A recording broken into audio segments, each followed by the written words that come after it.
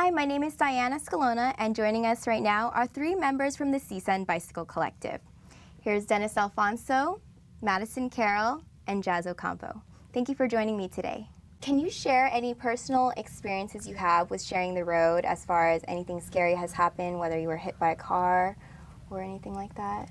Yeah, definitely. A week and a half ago on April 27th, I was biking home from what is called the Los Angeles Critical Mass at 1:30 in the morning.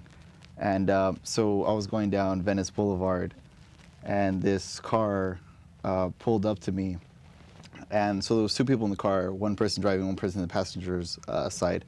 And they opened the passenger's door on me, and they hit my back wheel, completely bending it out of place, making me fall over less than 6 inches away from a tow truck. And so I landed in the grass, and the car drove away and made a right turn on the next block. Was there a police report filed or anything? There was, but there was no way to actually document the vehicle just because it had sped off immediately right after hitting me. Anything like that has happened to either of you?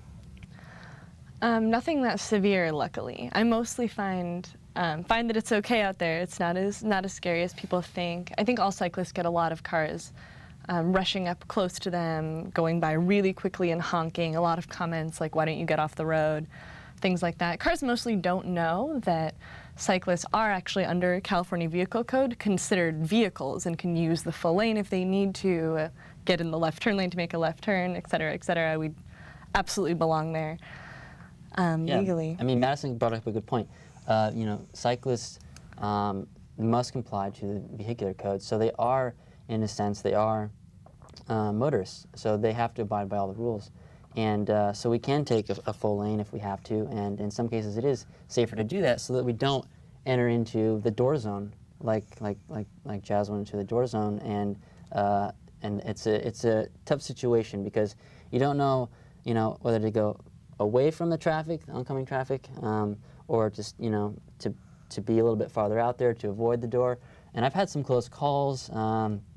It's been pretty close, but I haven't had any collisions with cars, fortunately. So, why do you think there's so many problems with drivers and cyclists when it comes to sharing the road? The thing is, I think that motorists don't fully understand or are aware of the rules of the road for both cyclists and motorists. I mean, in the DMV test, when you take your test to get your license, there isn't much education that focuses on cyclists. So there's not much education out there. So I think motorists are not sure what to do in certain circumstances. They're not sure. Well, should I move away? Should I get closer? And so they're not quite sure.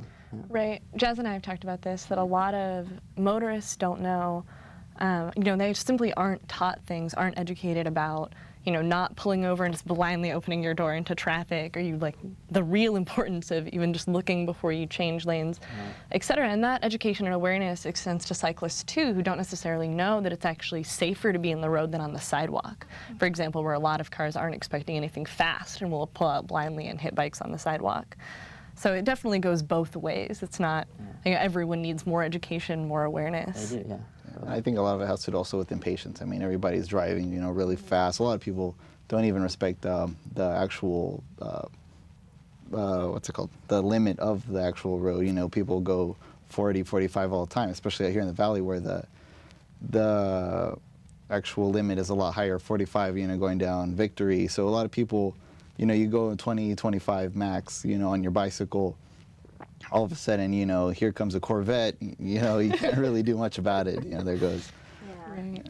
And I will say that you have two modes of transportation, cyclists and motorists, and they're sharing this infrastructure, right? That's based around the automobile. So it's hard to commute by bike when you're in an infrastructure based around the automobile. So really, it comes right back to urban planning and design, transportation planning. I think it's the most crucial issue, and it's really the thing that will let cyclists or let people begin to cycle and let cyclists feel more safe. If there's infrastructure that's built around and for the cyclists. So here in the valley, it's very difficult to commute by bike because there's a lot of people driving here, and I mean 40% of all trips in North America are 2 miles or less, and 90% of those are by car. So that's a lot. That's, you know, these are short trips that can be taken by bike, and so yeah, it's just we're trying to share this infrastructure that's really based around the automobile. It's very difficult. Now, do you think people just need to be more educated as far as when taking their driver's test about the rules of cyclists, and you know, we're just uneducated about that? I think that would go a long way, for sure, as I said, for both motorists and cyclists. I mean, I think other things are very important too. It's like legislation, making the legislation, you know, very, very well known. Because I mean, Governor Jerry Brown did not want to sign legislation that forced motor vehiclists in all of California to pass a cyclist by more than 3 feet. So right now you can pass by, you know, inches and you're perfectly fine. There's no law against it. Yeah. So in your case, was that just there was nothing that came out of that? Like you couldn't sue them or anything? No, I really wish I could have gotten the license plate or not, but because the thing what happened is it was Venice Boulevard has 3 lanes, and so I was all the way on the right, but there's some parked cars and things like that, and this car was all the way on the left lane, and they came across the whole way and then opened the door on me. So there wasn't much on my behalf that I could very. You're okay. Yeah, I was perfectly fine, but my bike didn't make it out so well. Okay. It's a thorough hit and run right there. Yeah, 100%. Well, I think that's all the time we have today. Thank you for joining me again. Thank you.